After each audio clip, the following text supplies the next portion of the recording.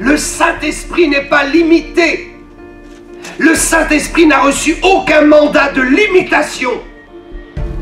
Parce que la croix n'a pas limité la victoire. La puissance du Saint-Esprit agit dans la puissance de la victoire. Or, la puissance de la victoire, c'est qu'il n'y a aucune limitation à la victoire. Il n'y a rien que Satan puisse présenter devant Dieu contre nous qui n'ait été vaincu. La Bible ne peut pas mentir. Nous sommes l'Église et nous sommes juste en dessous la tête. Et nous sommes juste au-dessus de toute la domination. Notre position est claire. Tout démon qui passe au-dessus, de la domination et qui vient au-dessus des pieds dans le corps, est en infraction. Et si nous n'y croyons pas, nous ne le chasserons pas. Mais si nous croyons, nous le chasserons.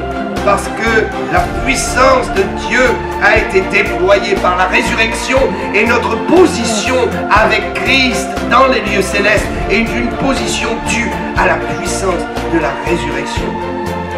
Nous sommes assis dans la puissance de Dieu et certains bénéficient de la puissance de Dieu et d'autres non. Nous sommes assis au-dessus de la domination. Nous avons l'autorité et pourtant certains usent de l'autorité et d'autres n'usent pas d'autorité. Confessez la parole, proclamez vos victoires, sonnez de la trompette chez vous et proclamez que vous êtes assis dans les lieux célestes. Au-dessus de tout ange qui peut se nommer, de tout nom sur cette terre qui peut se nommer, au-dessus de tous les dossiers qui sont établis contre vous. Alléluia. Je voudrais lire avec vous Éphésiens, chapitre 1, versets 20 à 23. Il s'agit de Dieu, Dieu le Père. Il y a Dieu le Père, il y a Dieu le Fils, et il y a Dieu le Saint-Esprit. Dieu le Père l'a déployé. Il a déployé qui? Non pas quoi, mais qui? Nous pourrions penser qu'il s'agit d'une influence.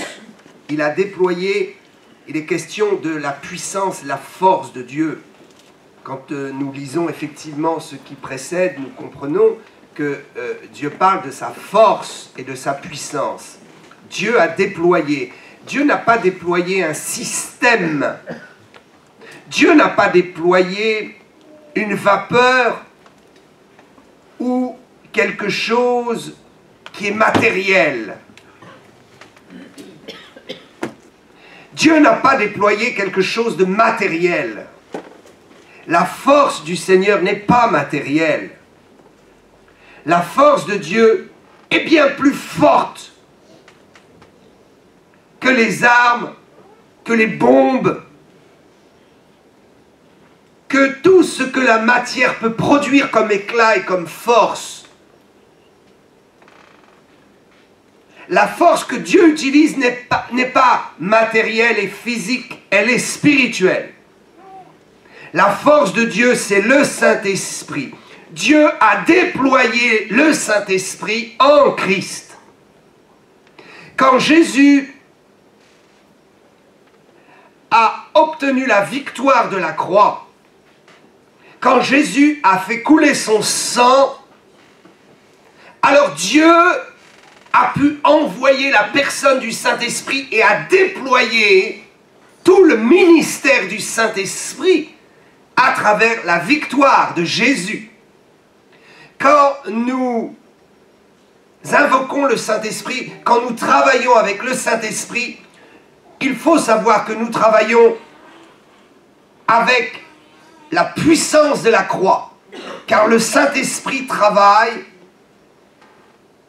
dans la victoire et sous l'autorité de la victoire. Le Saint-Esprit pourrait travailler en dehors de l'autorité de la victoire, mais quand il s'agit de nous sauver, de nous délivrer, le Saint-Esprit utilise la force de la croix, la victoire de la croix. Et tout ce qu'il fait, il le fait par la puissance de la victoire, de l'autorité de Jésus. Alléluia, alléluia. Le Saint-Esprit ne pouvait pas nous transmettre d'autorité en dehors de la croix. C'est parce que Jésus a vaincu Satan à la croix qu'il a obtenu la pleine victoire, qu'il a été élevé. C'est pour cela que Dieu peut dire au Saint-Esprit, agis à travers les hommes et que ma puissance se révèle à travers eux, à cause de la croix. Comprenons ce qui suit. Il a déployé, Dieu a déployé, Dieu a fait connaître, Dieu a libéré, alléluia. Dieu a libéré sa force, Dieu a libéré le Saint-Esprit. Le Saint-Esprit a été complètement libéré. Le Saint-Esprit n'est pas libéré dans certains domaines, il est libéré dans tous les domaines où il doit agir pour sauver le monde et nous rendre libres. Le Saint-Esprit n'est pas limité. Le Saint-Esprit n'a reçu aucun mandat de limitation. Parce que la croix n'a pas limité la victoire. La puissance du Saint-Esprit agit dans la puissance de la victoire. Or, la puissance de la victoire, c'est qu'il n'y a aucune limitation à la victoire. Il n'y a rien que Satan puisse présenter devant Dieu contre nous qui n'ait été vaincu. Rien. C'est ainsi que le Saint-Esprit agit dans tous les domaines de nos vies. Et c'est ainsi que le Saint-Esprit est déployé. Déployer, cela veut dire libérer sans limitation.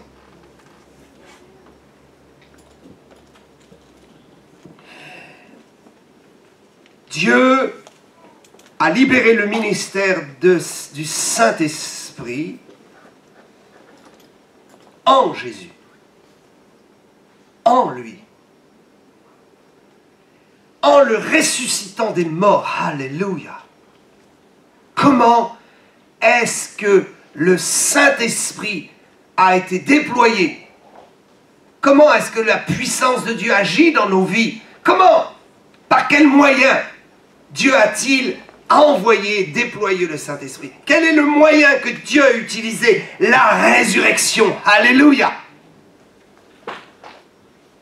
La résurrection. C'est en le ressuscitant que la puissance de Dieu s'est manifestée, et c'est par la résurrection que la puissance de Dieu se manifeste. Écoutez, cela est étroitement lié. La puissance de Dieu a ressuscité Jésus, et par la résurrection, cette puissance agit en nous et est déployée pour nous.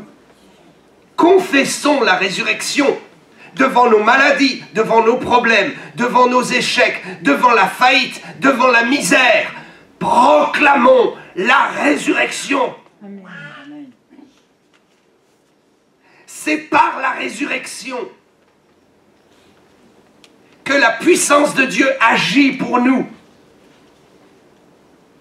Parce que c'est la puissance qui a ressuscité Jésus.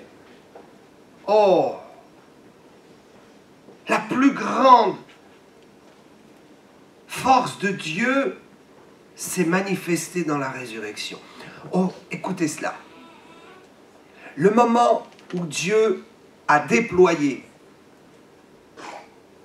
a libéré toute sa puissance,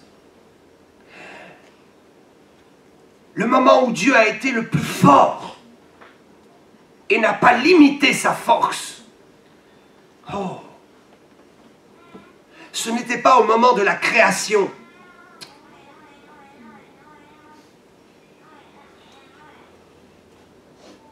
Ce n'était pas au moment de la création. Pourtant, la force de Dieu a été déployée à la création. Les chaos, le ténèbre, la lumière, tout est apparu. Et Dieu a séparé le chaos, il a séparé la nuit du jour, l'obscurité du jour, les ténèbres de la lumière. Alléluia! Le Saint-Esprit, la force de Dieu a été déployée à la création. Et ceci fut extraordinaire. Et je crois qu'un jour nous verrons cela au ciel. Le film de la création et comment nous serons éblouis de voir la force, la puissance de Dieu, la personne du Saint-Esprit agir pour créer le monde. Et nous disons, oh, c'est certainement là où Dieu a été le plus fort. Non. J'ai une bonne nouvelle. C'est pour nous donner la vie qu'il a été le plus fort. Est-ce que c'est au moment où il a déployé sa force pour ouvrir la mer Rouge, libérer un peuple de 400 ans d'esclavage? Est-ce que c'est à ce moment-là où la puissance du Saint-Esprit a été totalement libérée? Extraordinaire, ne trouvez-vous pas? Tout un peuple de plus de 3 millions de personnes sortant de 400 ans d'esclavage. Il faut une force surnaturelle. Nous adorons ce Dieu-là. Nous appartenons à ce Dieu-là qui a déployé une force extraordinaire à la création, qui a déployé une force extraordinaire le jour où il a libéré tout un peuple et leur a donné la terre promise. Non. Mon Dieu m'a aimé. Votre Dieu vous a aimé. Considérez de quel amour il nous a aimés. Considérez pourquoi il ne veut pas que nous soyons malheureux. Dieu nous a aimés au point de libérer l'intégralité de sa force. Juste pour une chose. Pour que nous ayons la vie. Il l'a ressuscité des morts. Il l'a ressuscité des morts. La plus grande force que Dieu ait déployée, c'est à la résurrection. À la résurrection, Dieu a libéré toute son énergie, tout son travail. Oh! Je vais vous dire que Dieu a beaucoup travaillé pour la création. Dieu a libéré beaucoup d'énergie. Mais le jour où il a libéré toute son énergie, jusqu'au dernier souffle, c'est en envoyant le Saint-Esprit, sa puissance, en envoyant sa personne et son esprit, en libérant son propre esprit, quand Dieu a libéré son propre esprit, lui-même, pour aller ramener d'entre les morts Jésus-Christ. Dieu a déployé plus de puissance pour vaincre la mort que pour donner la vie. Il y a des gens et des parents qui devraient faire très attention à cela. Donner la vie, c'est facile. Entretenir la vie et protéger la vie afin que la mort ne touche pas la vie, ça c'est beaucoup plus difficile. Protéger nos enfants de la mort, protéger nos enfants de ce monde méchant, protéger nos enfants de toutes ces tentations diaboliques subtiles, tellement subtiles. Tout ce que le monde leur propose de déchéance, qui est amené d'une façon tellement subtile et qui a tellement l'odeur du serpent et de la mort. C'est facile de donner la vie et de faire des enfants. Il faut de l'énergie, mais on le fait. Mais pour les préserver de la mort, une fois que la vie est là, Dieu a déployé toute une énergie pour donner la vie à l'homme. Mais c'est au moment où il fallait le préserver, le sauver de la mort, que Dieu n'a rien compté et a tout donné. Il a donné son Fils, il a tout donné. Jésus-Christ est tout ce que Dieu possède dans son amour. Et il l'a donné pour vous et moi. Si Dieu a déployé toute sa force pour ressusciter Jésus, vaincre la mort et nous donner la résurrection, Jésus-Christ, s'il a déployé toute sa force, ne croyez-vous pas que vos maladies et vos souffrances ne sont rien et que son seul désir, c'est de les faire disparaître? Car l'objectif de Dieu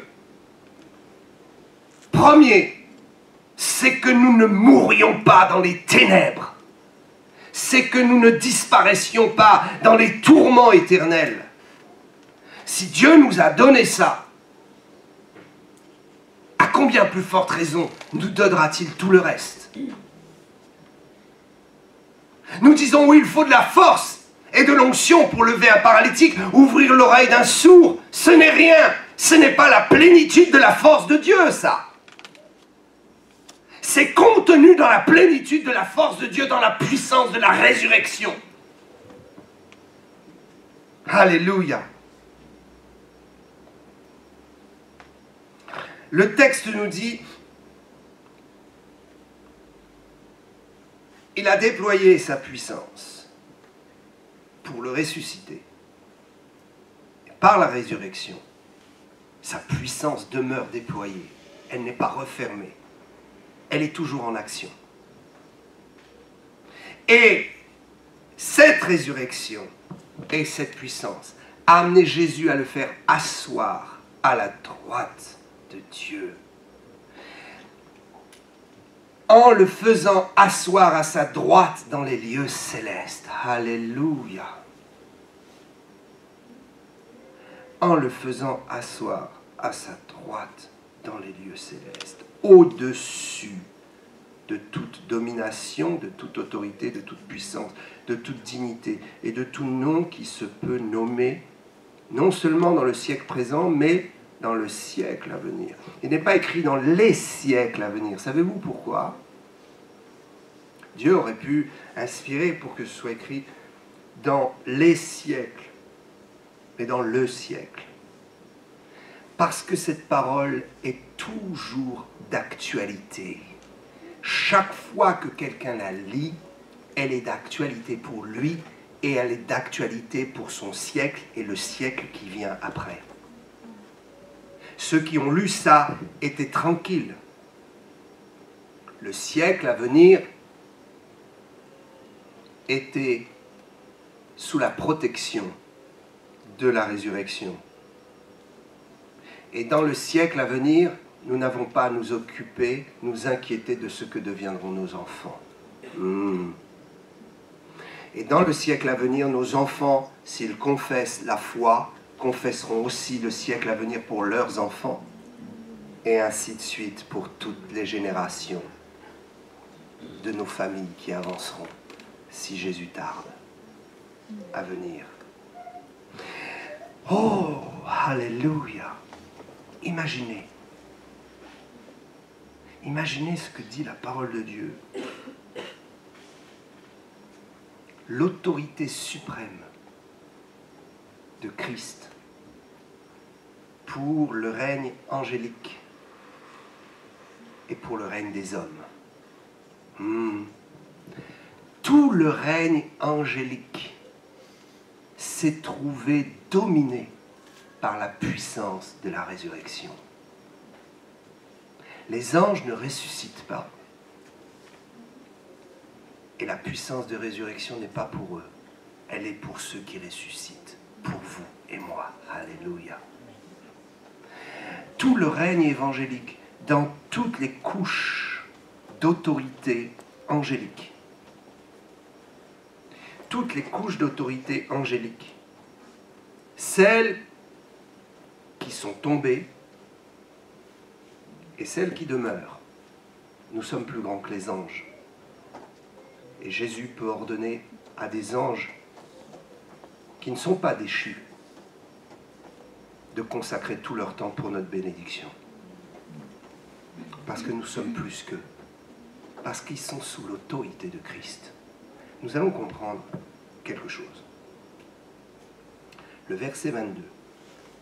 Il a tout mis sous ses pieds et il l'a donné pour chef suprême à l'Église. Dieu a tout mis sous ses pieds. Jésus est mort, il a pris la condamnation de l'humanité sur lui, il a pris nos péchés.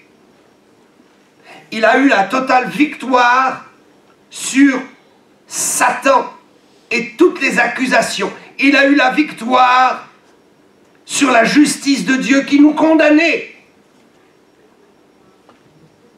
Jésus a réglé le problème au ciel. Dieu, dans sa justice, devait nous condamner. Mais le problème est réglé. Jésus a payé l'addition. Nous devions souffrir dans nos maladies. Par ses meurtrissures, il a payé l'addition. Pourquoi être encore malade? Nous devions être pauvres, écroulés sous le poids du travail, dans la misère et la malédiction du sol, mais il a payé le prix. Et désormais, nous sommes héritiers des promesses faites à Abraham par Jésus-Christ. Pourquoi être pauvre alors que Christ a payé la malédiction de la pauvreté et nous a rendus libres? Il est élevé au-dessus de tout, même au-dessus du règne des hommes. Dieu permet que les hommes soient élus. Dieu permet que les gouvernements se fassent. Mais nous sommes plus grands que l'élection de ces gens-là. Il y a des gens qui disent « Ah, mais pourquoi Dieu a-t-il permis que ce païen vienne au pouvoir? Laisse tranquille, reste très tranquille, parce que tu es au-dessus de cet homme, dans l'autorité que tu as en Christ. » Il a tout mis sous ses pieds, et il a mis Jésus, chef suprême de l'Église. Oh, écoutez, ceci est merveilleux. Merveilleux, absolument merveilleux. Il y a un mystère. Jésus, avant de descendre sur terre, était bien dans le royaume de Dieu. Mais il n'avait pas toute autorité sur les principautés et sur la mort. Il a pris cette autorité en mourant à la croix pour nous. Écoutez, il s'est dépouillé, il est descendu. Le grain est tombé à terre. Il a été enseveli et il est ressuscité. Il faut que le grain meure, n'est-ce pas? Le grain est mort. Et dans la mort, Dieu a dit, voilà ma justice. Jésus est sans péché, il ne peut pas rester dans la mort. Et Jésus a vaincu la mort. Double raison de ne pas rester dans le séjour des morts. Je le ressuscite. Et Dieu a mis toute sa force et son amour, toute sa puissance, une puissance bien plus grande qu'à la création du monde. Toute la puissance de Dieu est descendue dans le séjour des morts. Et Dieu l'a ressuscité. Une brèche a été ouverte. Et désormais, tous ceux qui sont en Christ sont au bénéfice de cette brèche ouverte. Dieu a rappelé son Fils et il l'a fait asseoir à sa droite. Non pas au-dessus, non pas en dessous, juste au niveau de Dieu. Christ est Dieu lui-même. Pour ceux qui pensent que Christ est un prophète ou un simple homme élevé, ils se trompent. Aucun homme ne peut être assis au même niveau que Dieu. Jésus est assis au même niveau. Il est Dieu. Et ce qui se produit est extraordinaire. C'est que sous ses pieds se trouve tout le monde angélique et tout le monde des humains. Tout le monde des humains où nous étions. tout le monde des humains qui croupit dans sa souffrance. Peut-être ce monde où tu es, toi, si tu n'as pas reçu Jésus. Ou peut-être tu n'as pas reçu une pleine révélation de Jésus. Tu as reçu une idée de Dieu. Tu vis depuis des années dans la religion. Mais es-tu né de nouveau pour comprendre une chose, c'est que tu n'es plus dans ce monde-là. Écoutez, il a appelé Jésus à sa droite, à son niveau. Il est évident que Jésus n'est pas au-dessus de Dieu, ce que dit 1 Corinthiens 15, 27, ce qui serait une aberration. 1 Corinthiens 15, 27 nous dit « Dieu, en effet, a tout mis sous ses pieds. Mais lorsqu'il dit que tout lui a été soumis, il est évident que celui qui lui a soumis toute chose est excepté. Tout est sous lui. Il est l'égal de Dieu, il est Dieu. » Il a repris une position avec une autorité. Tout est sous ses pieds. Et la Bible nous dit maintenant, en dessous, toute la puissance du monde angélique, tout le monde des humains. Et Dieu dit, il l'a mis chef, tête de son corps. Dieu dit que maintenant qu'il est élevé, son corps est juste en dessous de lui. Son corps n'est pas sous ses pieds. Son corps, c'est ses pieds, ses mains. Son corps, c'est l'Église. Dieu a donc placé juste en dessous de Jésus, entre la domination et lui, son Église. Son Église n'est pas contrôlée par sa domination, mais son amour. Nous sommes soumis à Christ, non par domination, mais par amour, et par rachat, et par fraternité, et par lien spirituel. Le monde angélique est sous Christ par domination. Les hommes sans Dieu sont en dessous par domination. Mais dès l'instant où nous nous convertissons et nous acceptons Jésus, nous passons au-dessus du monde et nous passons au-dessus des anges. Et même si nous sommes dans un corps de chair, notre autorité est au-dessus de toute chair qui peut se nommer, de tout nom et de toute autorité dans le système des hommes et de toute autorité dans le monde spirituel. Mon corps est en dessous des lieux célestes, mais je suis en autorité au-dessus des lieux célestes. Alléluia. Je peux dire à un démon de maladie, quitte-moi. Je peux dire à un démon de maladie qui me tient par les pieds, lâche. Et il le fera, parce qu'il est sous la domination du chef de l'Église. Je suis juste entre la domination et la tête. Alléluia. L'Église est juste placée là, dans ce lieu secret et mystérieux. Non pas à l'égal de Dieu, en dessous de Dieu, mais au-dessus de tout ce qui a été créé. Nous sommes les êtres les plus élevés. Pourquoi un païen qui est en dessous dans le monde sera-t-il en bonne santé et moi qui suis au-dessus, je serai en mauvaise santé et je serai malade? Il y a une anomalie. C'est parce que je ne réalise pas, je ne confesse pas. Savez-vous que la parole doit être confessée? Dieu dit, voilà ta situation. Ok, voilà ta situation est bénie. Mais si tu n'y crois pas, tu n'auras pas le bénéfice de ce que je dis de toi. Nous avons le bénéfice de ce que Dieu dit de nous quand nous croyons et nous confessons ce que Dieu dit de nous. Nous avons le bénéfice de ce que Dieu déclare de nous quand nous nous comportons comme Dieu déclare que nous sommes. Tout est une question de confession, de comportement et de foi.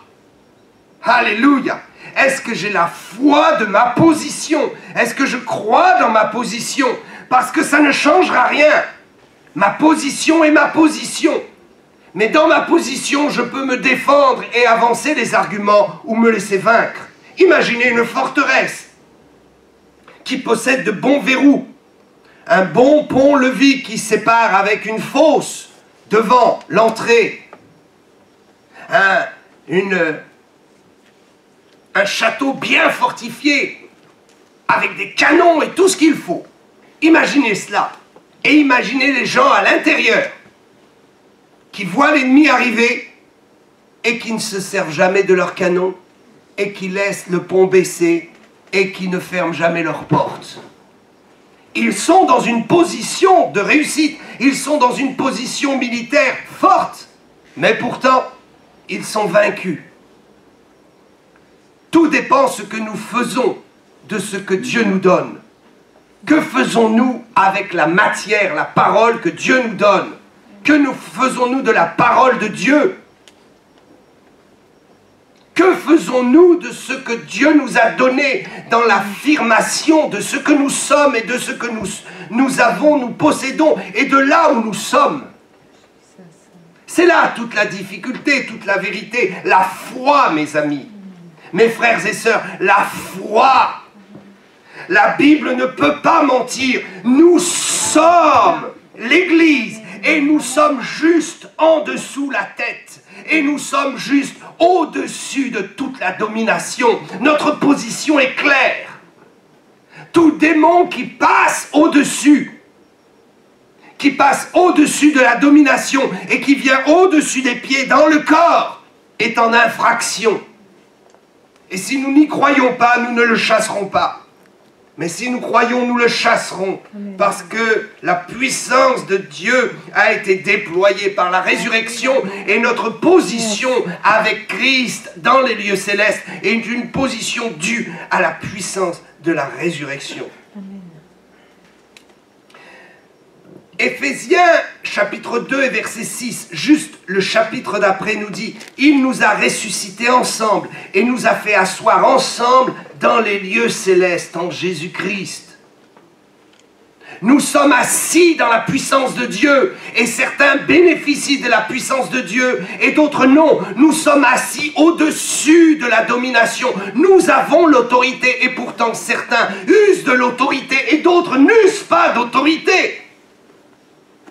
Confessez la parole, proclamez vos victoires, sonnez de la trompette chez vous et proclamez que vous êtes assis dans les lieux célestes, au-dessus de tout ange qui peut se nommer, de tout nom sur cette terre qui peut se nommer, au-dessus de tous les dossiers qui sont établis contre vous. Alléluia.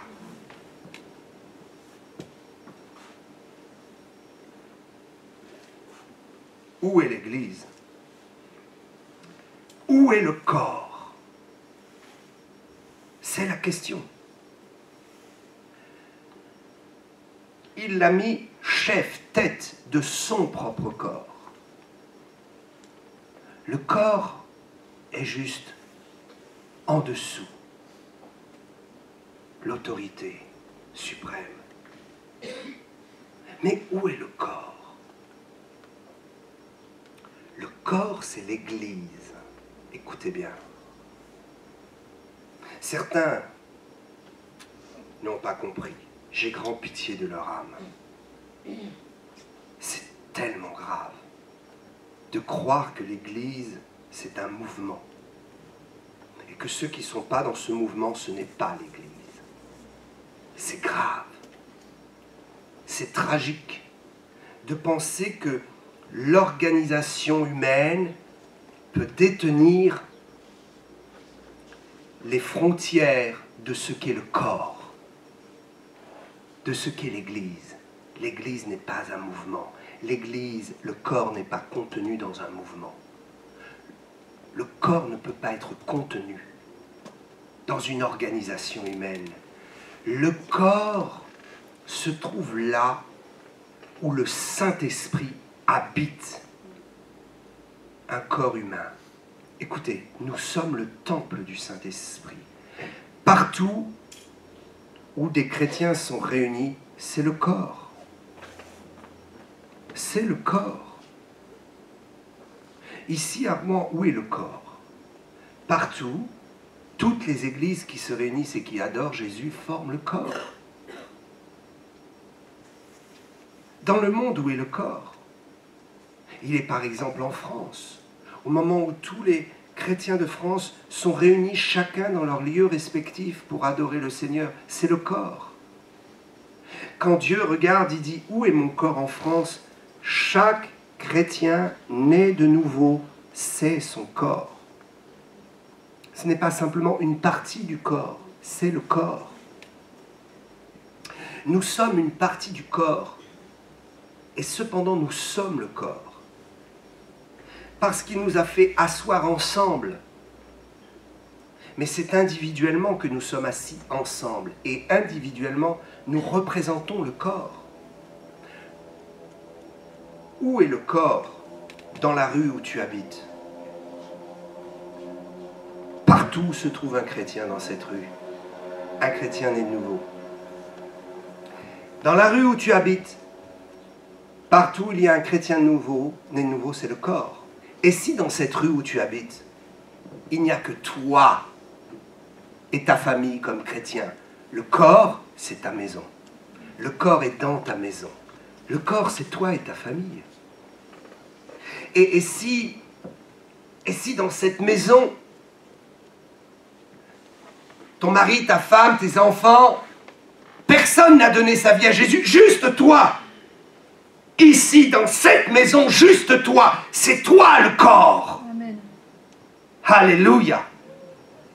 C'est toi le corps qui a autorité sur toute puissance diabolique. Est-il nécessaire de se rassembler avec d'autres pour manifester la puissance? Non! Les gens pensent que le corps, c'est quand nous sommes réunis, et que seulement quand nous sommes réunis, la puissance peut agir. Non! Les gens pensent que c'est par la réunion que nous manifestons l'autorité de Jésus. Non! Le corps, c'est toi et moi. Partout où tu te trouves, tu es l'autorité de Dieu. Partout où je me trouve, je suis le corps de Christ. Et je peux être seul au milieu de milliers de gens qui sont en bas, dans les lieux inférieurs. Je suis le corps et je suis au-dessus en toute autorité. Alléluia. La parole de Dieu est tellement claire, tellement merveilleuse, tellement extraordinaire. Nous sommes son corps et nous sommes dans une position où nous ne sommes plus sous une domination, mais sous un règne d'amour, où nous sommes aimés, où nous ne sommes pas jugés, où nous sommes aimés, nous ne sommes pas condamnés. C'est nous qui condamnons le monde qui est en dessous. C'est nous qui imposons les règles. Nous pouvons imposer les règles. Nous pouvons faire que notre avenir, notre destinée, notre quotidien soit complètement différent si nous avons compris que nous sommes placés au-dessus. Et que pour nous, il n'y a plus de jugement, de condamnation. Mais il y a un rapport de dialogue avec Jésus, avec le Père. Nous sommes tout près du Père. Nous sommes dans le Père en Jésus-Christ. Et nous dialoguons avec lui. Et nous discutons. Mais pour le reste, c'est de l'autorité. Je ne discute pas avec un démon. Je ne veux pas discuter avec une puissance démoniaque. J'exerce mon autorité en tant que corps de Christ. Alléluia. Il a tout mis sous ses pieds et l'a donné pour chef suprême de l'Église. Son autorité devient l'autorité de son corps. Il en est le chef. Écoutez ce verset 23. L'Église qui est son corps, la plénitude de celui qui remplit tout en tous. Alléluia. la plénitude. Le corps est la plénitude de Christ.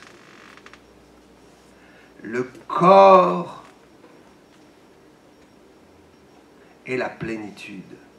En nous, par nous, se trouve et est manifestée la plénitude de Jésus. Alléluia, alléluia. C'est pourquoi, juste un peu avant, dans ce même chapitre d'Éphésiens, juste un peu avant, dans ce même chapitre d'Éphésiens, au verset 3, il est écrit quelque chose de fondamental que nous ne devrions jamais oublier et que nous devrions confesser. Dieu, il est dit que le Seigneur Dieu nous a bénis de toutes sortes de bénédictions. Alléluia. Toutes sortes, un éventail. Tout ce dont j'ai besoin. Non pas une bénédiction, mais toutes les bénédictions. Quand vous avez attrapé une bénédiction, soyez dans la joie. Une autre se présentera à vous.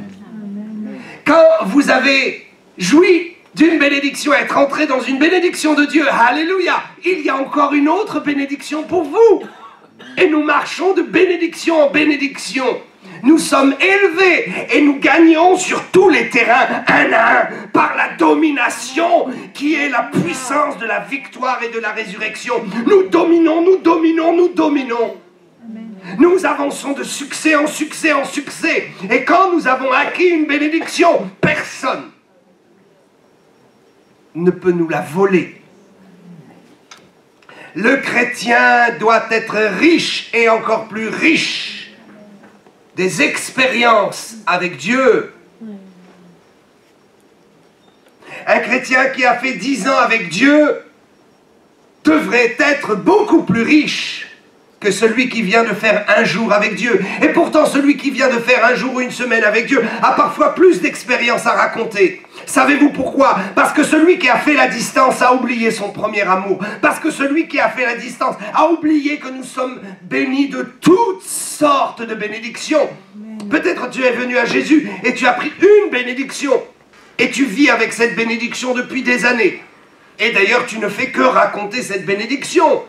Il y a des gens qui vivent dans le passé de leur bénédiction. Béni soit Dieu, parce que la bénédiction passée est toujours présente. Et le mal, ce n'est pas de parler toujours de ces bénédictions passées, dans le sens où ces bénédictions passées sont encore des bénédictions qui nous bénissent aujourd'hui. Le problème, c'est qu'on n'a pas renouvelé et qu'on n'a pas compris que Dieu nous a bénis de toutes sortes de bénédictions. Même celle à laquelle vous ne pensiez pas. Même celle pour laquelle vous n'imaginiez pas un succès pour vous dans votre vie. Une bénédiction que vous avez peut-être vue chez quelqu'un d'autre. Et vous dites, oh ça c'est pour lui. Mais Dieu dit toutes sortes de bénédictions. Même celle-là que tu ne connaissais pas et que tu connais maintenant, tu peux l'obtenir. Alléluia. Je crois dans le déploiement de sa force pour chacun d'entre nous. Dans la résurrection se trouve tout le déploiement de sa force. Je suis ressuscité déjà en Christ. Je ne vais pas mourir. Amen. Je ne mourrai pas. Je ne mourrai pas. Et même si je meurs, que mon corps physique meurt, il ne restera pas dans cet état. Mon esprit ne mourra pas. Mon esprit quittera cette enveloppe et dira, oh, cette enveloppe est en réparation. Elle dort, mais moi je vis. Alléluia. Et je récupérerai cette enveloppe. Elle sera glorifiée et Dieu me donnera un éclat pour l'éternité. Alléluia, alléluia, alléluia. Dieu nous a bénis de toutes sortes de bénédictions spirituelles. Oh, les gens très spirituels s'arrêtent à ce mot spirituel. Les gens qui ont peur de la bénédiction visible s'appuie sur ce mot spirituel. Ceux qui n'ont pas la foi diront qu'ils sont bénis spirituellement. Mais dans leur vie quotidienne, aucune bénédiction. Oh, Dieu m'a béni en esprit, c'est suffisant. Ah, comme nous ne connaissons pas la parole de Dieu, parfois. Dieu ne pouvait pas mettre de toutes sortes de bénédictions spirituelles et matérielles. Pas possible. Et savez-vous pourquoi? Parce que le matériel est soumis au spirituel. Et parce que le matériel est contenu dans le spirituel. Quand nous aurons compris que toute bénédiction spirituelle inclut toute bénédiction matérielle, nous aurons gagné. Je voudrais vous rappeler quelque chose. Dans le livre de la Genèse, chapitre 1, verset 1. Au commencement, Dieu.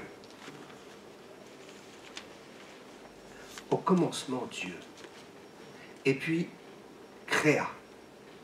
Dieu créa. On peut s'arrêter au commencement, Dieu. Il n'y a pas d'autre. Personne. Il n'y a rien d'autre. Le commencement de tout ce monde matériel, Dieu. Or, la Bible nous dit que Dieu est esprit. Est-ce que Dieu est matière et matériel pour créer le spirituel, ou est-ce que Dieu est spirituel pour créer le matériel? Dieu est esprit, et le matériel a été créé et tiré de l'esprit. Dieu créa. Au commencement, Dieu créa. Au commencement, il n'y a rien. Il n'y a que Dieu qui est esprit. Et Dieu qui est esprit, par la puissance et le monde spirituel, qui est le sien, a créé le monde matériel. C'est ainsi que si vous êtes bénis par le spirituel, vous serez bénis dans le matériel. Amen. Parce que nous sommes bénis dans l'autorité spirituelle étant élevés par la résurrection en Christ. Nous sommes assis dans les lieux célestes. Et c'est dans les lieux célestes où nous dominons tout ce qui est en dessous. Je suis enfermé dans un corps de chair, mais mon identité et mon autorité est au-dessus. Si je comprends que Dieu m'a béni spirituellement, je me dis qu'il n'y a plus aucun problème avec les choses matérielles. Parce que le matériel est tiré du spirituel et parce que le matériel a été soumis au spirituel. Parce que le matériel a été soumis totalement par la puissance de Jésus-Christ, notre Sauveur. Alléluia. Alléluia. Dieu a déployé la personne du Saint-Esprit pleinement au jour de la résurrection. Et depuis, cette puissance n'a pas été reprise. Elle continue d'agir. Alléluia. I sing praise.